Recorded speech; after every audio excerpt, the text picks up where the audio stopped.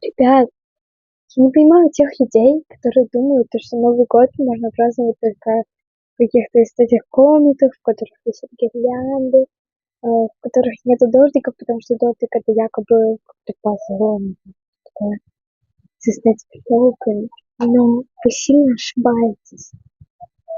В какой красоте я сейчас сижу.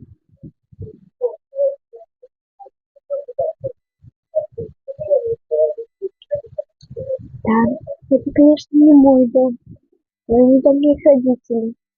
Это дом моих бабушки с дедушкой.